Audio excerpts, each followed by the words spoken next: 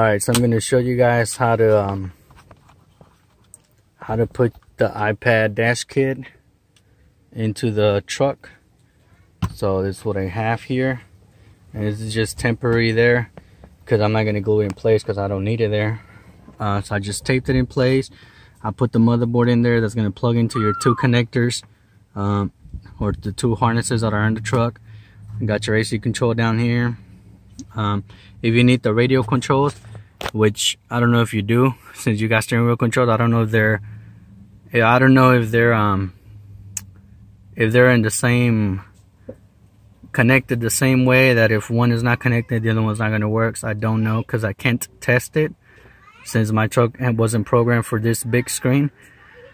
But if you need it, the ribbon cable will just plug in here, and it'll hang on the backside, and then you'll have to secure it with something, tape, zip ties, something. This one, because the screws are too big, you can either buy smaller screws or add washers, so this thing will be solid. I added washers on mine. This is my little one, so this is my prototype, but you guys can see I added washers there so it wouldn't move. And then I have my radio controls there since I don't have steering wheel controls on my truck. So that's mine. Mine just goes here. It sits in there. I'm working on another one that's gonna look better once I get that screen reprogrammed. Anyways, so to remove this trim piece, you just pull it out. It's held by a couple clips.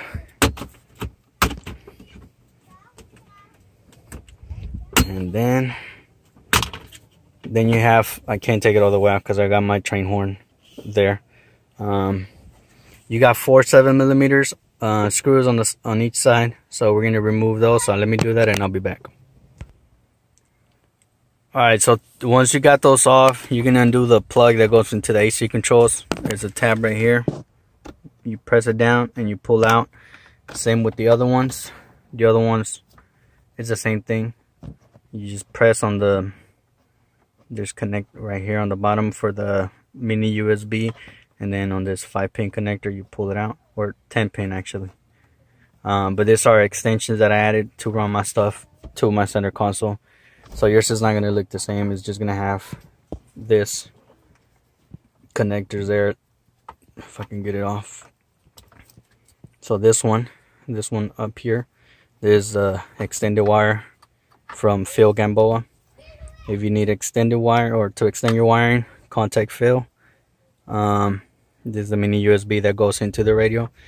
Then you have your CD player, which is on the way because it sticks out further than the rest of the stuff. And as you guys can see on the kit, the CD player goes from here this way, so the kit is that much thicker there. So what you need to do is remove your brackets to go into the CD player, since you don't have access to the CD player anymore regardless with the kit. But you do need to have it connected, because I found out that if you unplug it, the sound just goes away. So you need to have it plugged in. So what I did, you have a little cube that sticks out right here, and it stops the CD player from going any further back. So I went ahead and removed that whole little cube to stop it from going further back. I had to remove the module that goes here. It's just 3 connections that go into it, and I used this 7-in-1 to cut it out, or multi-tool from Rigid, whatever they call it. So I'm gonna put my module back. This is a Bluetooth module, I believe. It also, or XM module, my bad. XM module, and some guys have Wi-Fi on this. They don't have another antenna. Anyway, so I'm gonna hook it back in place, and then I'm gonna slide into the CD player in there to show you guys. One thing I did forget to mention, you have to remove that front black cover that goes on this CD player, just to give you more wiggle room. Since regardless you're not gonna be using it, so you can take it off. So I got the module back in there. I'm about to plug in that harness, and then I'm gonna slide the CD player back. Alright, as you guys can see, it's sitting behind this trim where that original kit where trim fits in there, and it's plugged in. So now you can plug in your other stuff. How the hell did I put this shit in there? Oh, there it is. So this is the original harness right here. I'm gonna plug it into the radio and I'll push it back in place. You do have to run your power cable for your iPad for it to be hooked up. What I did, I tapped into the cigarette lighter and I did a hot wire USB. So then from there, it's behind this and it'll plug into my tablet and it'll charge it whenever the truck turns on. So I'm gonna continue with this, plugging it in like if it was the OEM stuff. I'm gonna remove my tablet one.